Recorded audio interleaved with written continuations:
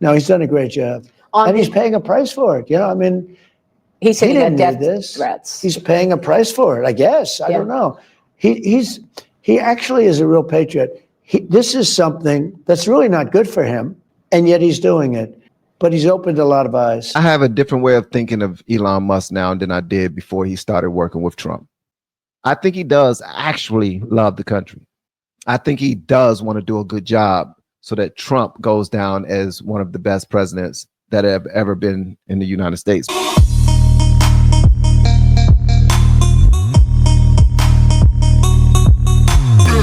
Look, the Democrats say that Elon Musk and Doge are overstepping their bounds. You're right. What Elon Musk and Doge has been able to uncover is unbelievable. Half of us did not even realize. And stop there. It's because look, stop there. What you just said, what he's done is unbelievable. Now, you could then add some, well, but what about he's found hundreds of billions of dollars worth of fake contracts. And I read them, just a tiny portion of them, the other night. Transgender surgery on mice, hundreds of, I mean, the money they're spending on all of this stuff, the whole thing's a scam. And you'll find ultimately that the money that they sent comes back to a lot of the people that made those deals, okay? You're gonna find that. What he's also done is made people realize how many people should be cut. Because normally you go in and you say, all right, cut 4% of your workforce. He said, cut 50%, 60%, 70%. That's a big thing. No, he's done a great job. And he's paying a price for it. You know, I mean, he's saying death threats. He's paying a price for it, I guess. I don't know. He actually is a real patriot. This is something that's really not good for him, and yet he's doing it. But he's opened a lot of eyes. I have a different way of thinking of Elon Musk now than I did before he started working with Trump. And for that, because I was thinking more on the side of he has all of the makings of a potential supervillain. Super wealthy, super powerful, autistic, socially awkward. Probably didn't have a whole bunch of popularity and friends when he was younger.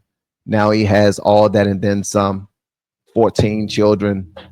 Best friends or friends with probably the most powerful man in the world, already built a fleet of robots, some in the form of human and some in the form of cars that drive themselves.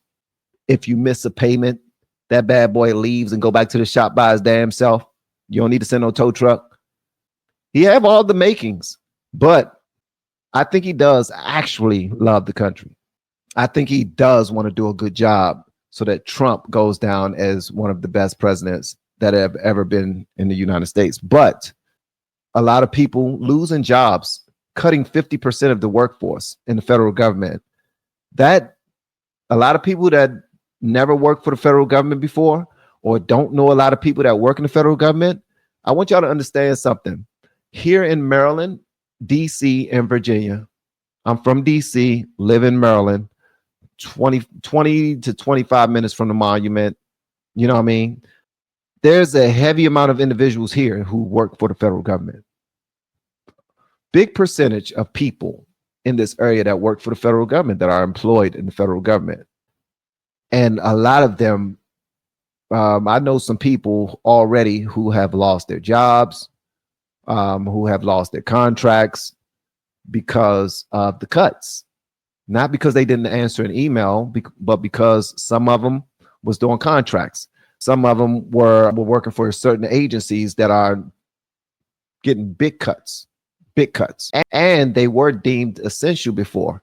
So it's a whole lot going on. So whenever I sit in front of you all, I'm talking about policy and I'm talking about Trump's administration and I'm talking about Elon Musk and Doge and what they've done so far. And I believe that they're doing a great job so far.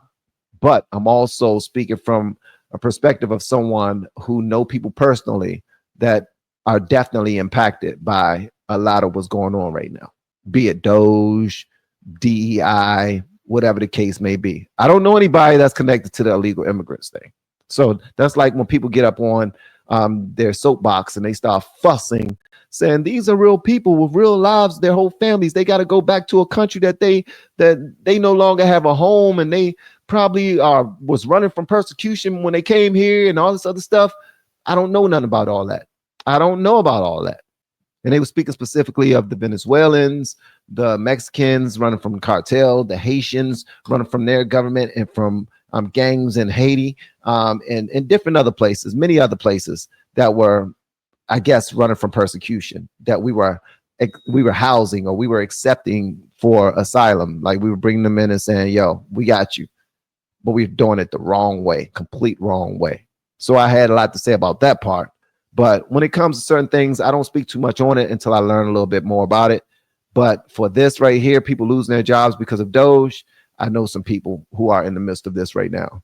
And I'm not really the highlight of the party. I'm the one person in parties right now that can't really speak up. We have been helping people grow online. It has been absolutely amazing. We have helped many content creators get from zero to monetization in under 30 days. We even have a couple of these superstars who did it in 1 or 2 weeks. If you want to learn how to do YouTube, I don't care your age. I don't care what skills or talents you have. Trust me, I can help you do it effortlessly. Just reach out to me with the word coach and we can get it done. One more thing. We have a YouTube course that I just now created. I'm extremely proud of, and a lot of people are getting so much from. Purchase that course and work with us. You can join our private Facebook group and our daily group calls, which is 3 to 5 days per week. And you can learn so much more than you've ever learned before. I can't wait to hear from you. Love you. Peace. Like, y'all remember the one party me and my wife went to? It was a beautiful party, by the way. It was a beautiful party. Shamet and his wife, they gave a beautiful party, man. Their house was amazing. Their children that we met were dope. Their friends traveled all the world, travel all over the world with each other. They got friends with doctors and people who own ships and engineers and different people with different occupations. And everybody was talking about their occupation. And the whole time when people were asking me what I do, I would downplay it and not want to speak too much about it, because I realized I was in a room filled with super Democrats who hated Trump and hated Elon, and some of them have already started their purchasing of homes in other countries because they thought that the sky was falling and all of those things in our country. So I really couldn't talk too much. As a matter of fact, I could have, but I didn't want my wife to have a bad night.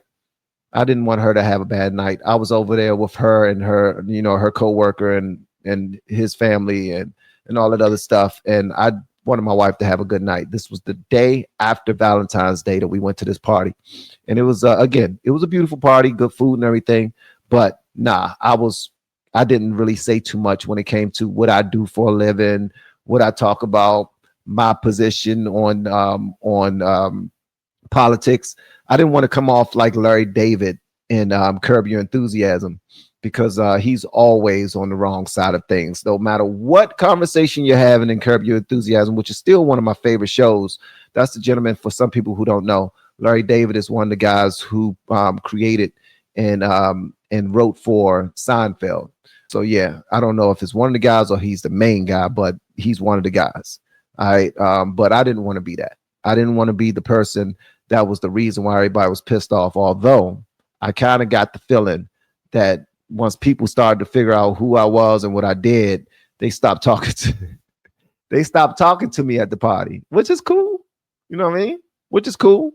You know, it just be like that sometimes. But I just noticed that everywhere I go, whether we're in a restaurant, whether I'm at the store, the grocery store, everybody has Trump derangement syndrome. Everyone, even if they're not impacted, even if they're not connected to anybody that's negatively impacted, they don't care.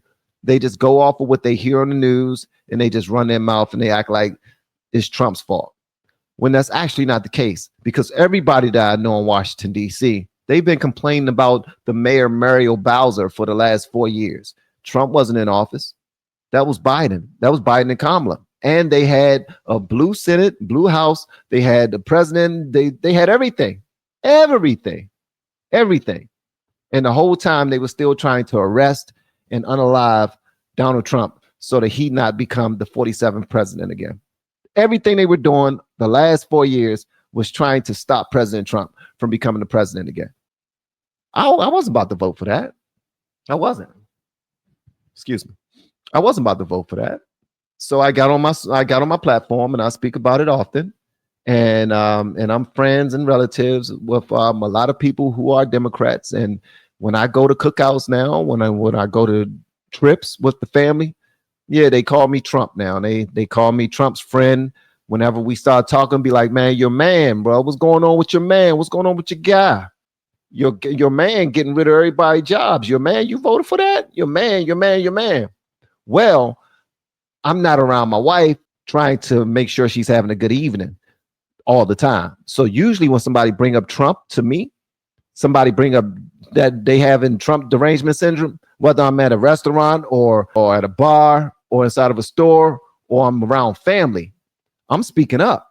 I'm speaking up because sometimes I want to make sure that my wife has a good time and I'm not trying to get all into that because for some strange reason, Democrats don't know how to discuss politics. They only argue politics.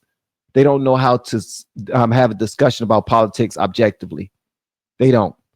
Either you believe what we believe or you're a demon. Like you hate me. Either you believe what I believe or you hate gay people. What? How did I get there? How did I get there? So either you believe what I believe or you hate black people. Wait a minute. Huh? Because if you really understood the Democratic Party, you will see the true people who don't give a damn about black people. But I try not to even go there.